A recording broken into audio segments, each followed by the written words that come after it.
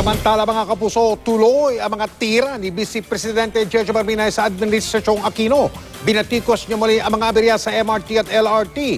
May panawagan naman sa kabilang dako ang Partido Liberal doon sa mga tinalaga o pinatinalaga sa gobyerno ni Vice Presidente. Narito ang pagtutok ni Victoria Tulad.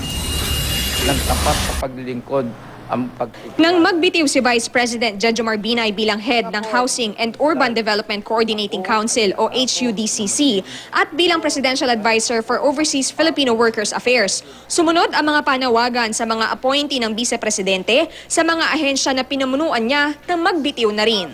Yung mga appointees ni VP Binay, dapat lang siguro mag-file ng courtesy resignation.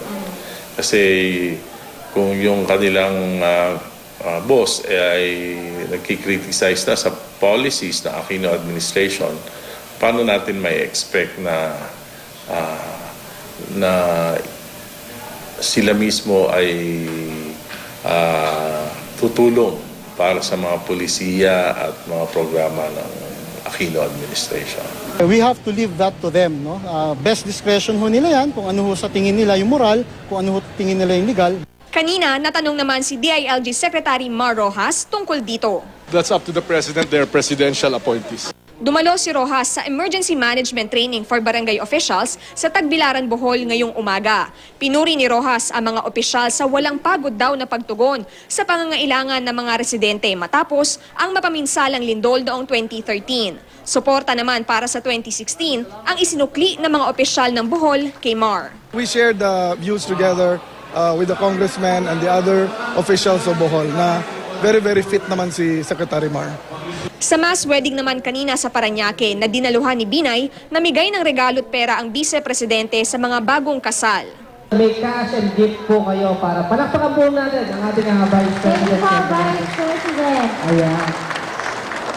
Binanggit ng Vice Presidente ang malaking problema raw ng mamamayan sa public transportation sa bansa, partikular sa MRT at LRT. Bakit ika inyo pinababayaan ng ating gobyerno na maging kulang, masikip, sira at mapanganib ang sasakyang bayang ito? Sagot naman ni DOTC Secretary June Abaya, technical daw ang problema ng MRT at hindi ito mareresolba sa pamamagitan ng mga political statement. May napili na rin daw silang mga bagong maintenance provider. Sabi naman ni Press Secretary Edwin Lacerda, sasagutin nila punto por punto ang tanong tungkol sa MRT. Humarap na nga raw si Abaya sa Senado para ipaliwanag ito. He continues to attack the president because he refuses to answer convincingly all allegations of corruption and ill-gotten wealth against him. We have yet to hear a response other than politika lang yan. So we say to the VP and his camp in dishing out lies against the president, bring it on. Victoria Tulad, Nakatutok, 24 Oras.